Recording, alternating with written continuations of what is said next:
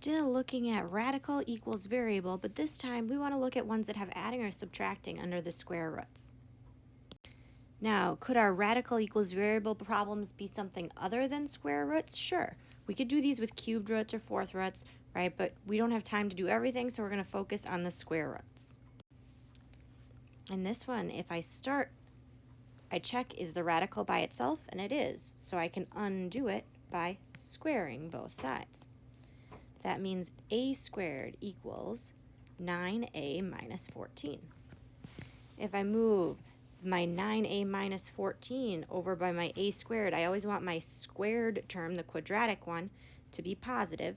So I'm going to move both of these to the left side. That gives me a squared minus 9a plus 14 equals 0. This time I have a constant, which means I'm going to factor using an x and a box if necessary, right? Before I do that, right, one thing a lot of us were still struggling with, before I do that, I should check, is there anything I can divide all the pieces by? Right, that should always be the first thing I check for. Okay, but there's not for this one, so I have to find things that multiply to 14 that add up to negative 9. I think that would be negative 7 and negative 2. Right? So then this was 1a squared. There was nothing in front of the quadratic term except a 1. So that means I don't need to use the box. I can just write that if I was multiplying things together, I must have been multiplying a times a to get a squared and negative 7 times negative 2 to get the positive 14, and then 7 times a and 2 times a combined to be my negative 9. Last step is to set both pieces equal to 0. If you can do that without showing the work for that, that's perfectly okay to just say what the answers are right away, right?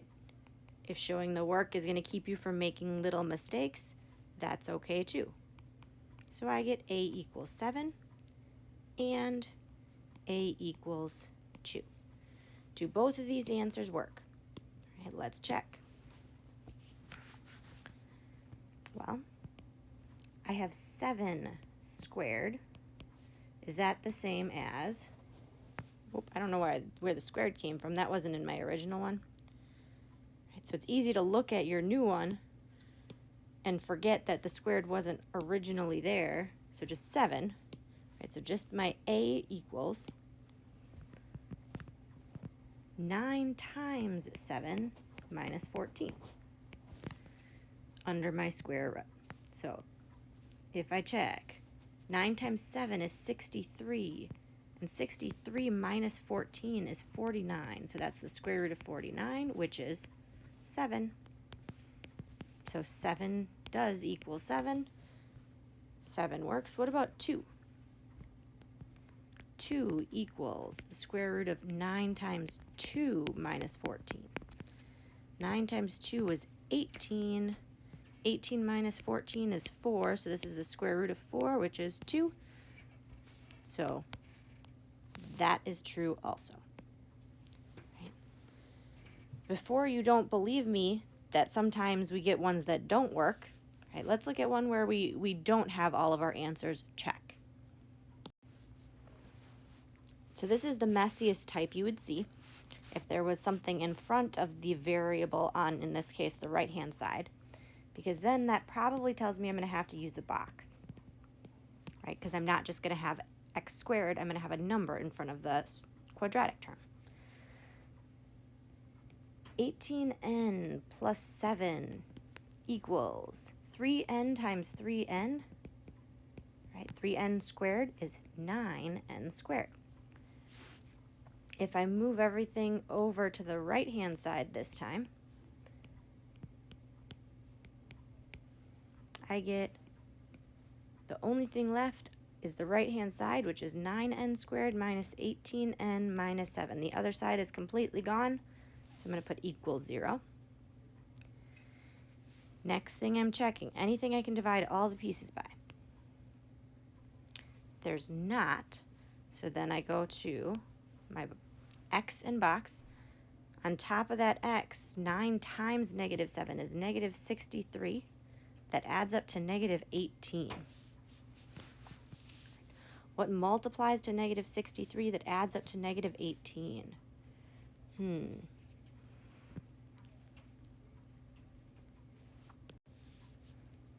How about 3 and negative 21?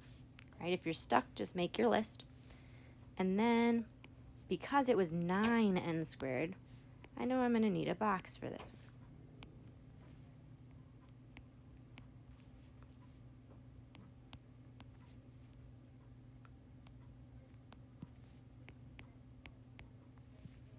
So if I see what I can take out of each row and each column. This factored into 3n minus 7 times 3n plus 1. If I set each of those factors equal to 0, I'm going to find my solutions. So 3n minus 7 equals 0. Add 7, and then divide by 3. So I get n is 7 over 3. And 3n plus 1 equals 0. I'm going to subtract 1 and then divide by 3. So I get that n is negative 1/3. Do both of those work? Right, let's check. 7/3. Okay, so the square root of 18 times 7/3 plus 7 is supposed to equal 3 times 7/3. 18 times 7 divided by 3, well, 18 times 7 is pretty big. How about 18 divided by 3 and then times 7? Right, so 18 divided by 3 is 6, times 7 is 42, plus 7 is 49. So this is the square root of 49, which I know equals 7. And then on the other side, 3 times 7 divided by 3 is 21 divided by 3, which is 7. So that first one, that checks out. The problem is when I look at the second one. 18 times negative 1/3 plus 7 equals 3 times negative 1/3. Okay, now I know a square root is never going to equal a negative answer, right? The square root of something is always going to be positive. So right away I can tell that this isn't going to work, right? Because the right-hand side is a negative answer. 3 times negative 1/3 gives us negative 1. And that's never going to be the answer to a square root, but let's see what happens there. So 18 times negative 1/3 was negative 6 plus 7 is 1. So that's the square root of 1, which is really 1. 1 equals negative 1 is not true, which means I'm going to cross that answer off because it's not really an answer. It's what we called an extraneous solution. So we did the work right, but when we squared both sides here, it brought in this extra answer we got that doesn't really work, right? That's why it's so important to always check our work when we have radical equations. And last example together. We could have two answers. We could have one answer, or if we look at this last example, and I start by squaring both sides. That gives me x squared equals negative 2 minus 3x. If I add 3x and add 2, to move everything over to one side, I have x squared plus 3x plus 2 equals 0. First thing I should check when I have a quadratic is if there's anything I can divide all the pieces by.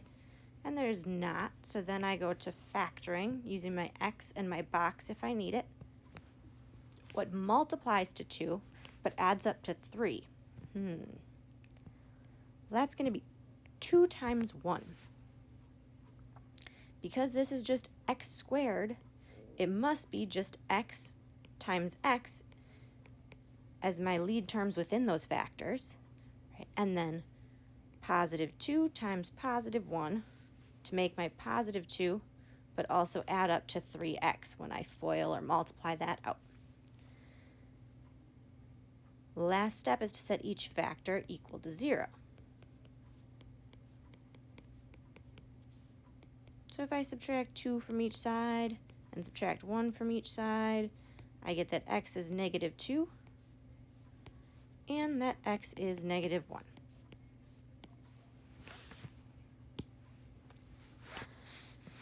Now to check our work. X equals would mean, if we do negative 2 first, negative 2 equals the square root of negative 2 minus 3 times negative 2. Well, that's plus 6. Negative 2 plus 6 is 4, so this is the square root of 4, which is 2. Does negative 2 equal 2, though? So that one doesn't work. And what about negative 1?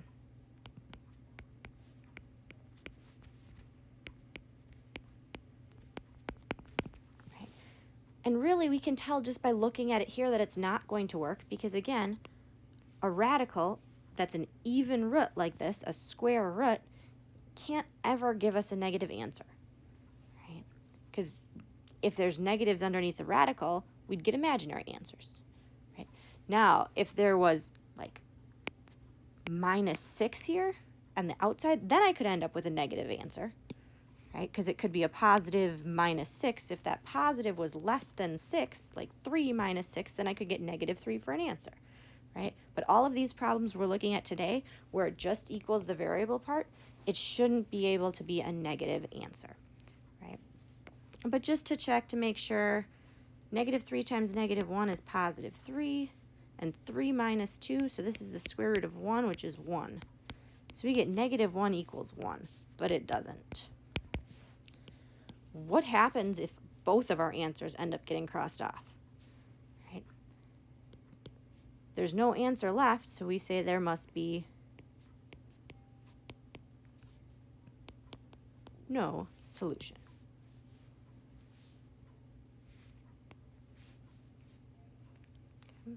So seeing if you could try a few of these problems yet on your own.